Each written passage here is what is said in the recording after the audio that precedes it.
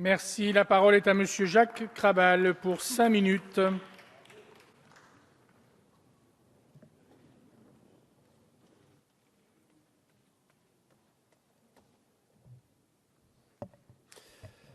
le Président,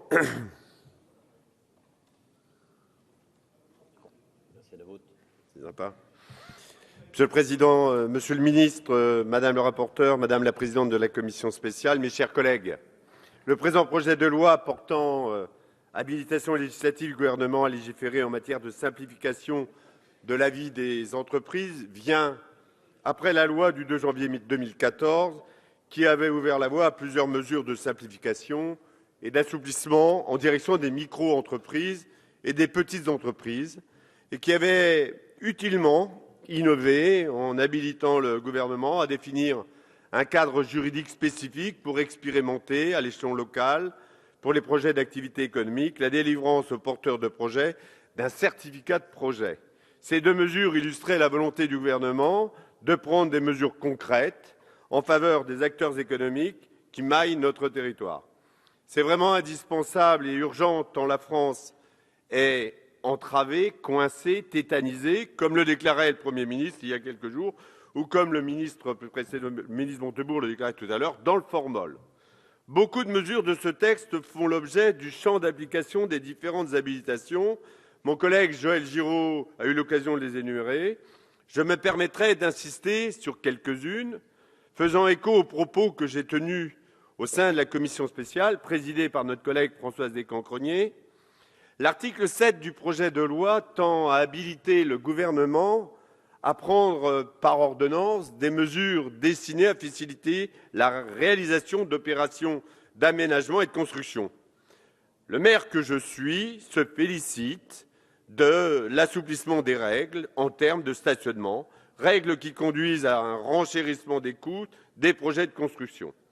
D'une manière générale, je sais que le gouvernement veut s'attacher à créer les conditions d'un environnement juridique favorable à la mobilisation des acteurs en matière de construction-logement. J'en veux pour preuve la communication que Mme Sylvia Pinel, ministre du Logement et de l'Égalité des Territoires, a donnée lors du Conseil des ministres du 25 juin dernier. Votre collègue ministre a utilement déclaré que les décrets d'application de la loi ALUR seront élaborés dans un sens favorable à la simplification des procédures et à l'équilibre entre les acteurs. Et je m'en félicite, car la loi ALUR, pour utile qu'elle soit, n'est pas un modèle de simplification. Chacun le reconnaît. 550 pages.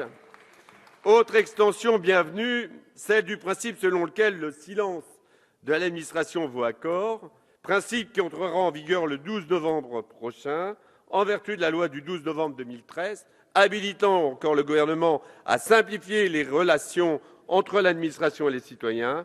Ce renversement d'un principe général du droit administratif, solidement ancré en France, va de toute évidence simplifier les rapports entre l'administration et les administrés. Désormais, le silence de l'administration gardé pendant 2 mois sur une demande vaudra décision implicite d'acceptation. Et vous avez raison, Monsieur le ministre, de dire que c'est vraiment un choc culturel, donc parce que ça forcera l'autorité administrative à instruire la demande dans un délai raisonnable. Et cette meilleure administration n'est possible que si certaines mesures d'allègement des contraintes administratives interviennent. S'agissant des mesures de simplification du droit commercial, la suppression de l'exigence de déclaration de conformité dans les fusions et scissions en dehors des sociétés européennes vient nous rappeler que si les formalités de publicité garantissent l'exercice de la concurrence, elles sont trop souvent synonymes de procédures dont la lourdeur peut freiner les projets de restructuration.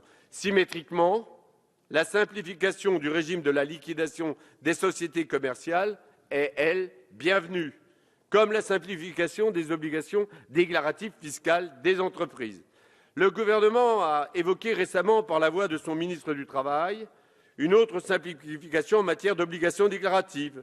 Il s'agirait de suspendre à titre expérimental et transitoire les obligations qui imposent aux entreprises passant de 9 à 10 salariés et de 49 à 50 salariés. Oui, nous pensons, Monsieur le ministre, sans rien casser, qu'il faut expérimenter, voilà qui serait une annonce psychologique forte. Cela permettrait de savoir si les seuils sociaux sont réellement des freins à l'emploi, comme le soutiennent le patronat et certaines études. Donc, simplifier la vie des entreprises, éviter les effets négatifs des seuils et favoriser le dialogue social, c'est stimuler l'emploi et c'est l'objectif du groupe 2RDP. Tout comme je l'ai exprimé en commission spéciale, j'aimerais savoir quelles démarches vont être engagées dans les domaines agricoles et j'y tiens, sur la surinterprétation nationale des normes décidées à Bruxelles. Pour conclure, j'exprimerai ma satisfaction, Monsieur le ministre, par rapport à la méthode qui a été retenue par le gouvernement, qui repose sur la tenue des comités interministériels pour la modernisation de l'action publique. Cette méthode, qui augure d'un travail suivi et régulier, pourrait inspirer le gouvernement dans d'autres domaines, par exemple, ça a été dit, freiner la boulimie législative et simplifier la loi afin de la rendre plus compréhensible pour tous. C'est aussi ce que nous demandent les chefs d'entreprise et les citoyens qui nous disent ça tous les jours. C'est ce que les parlementaires vous répéteront.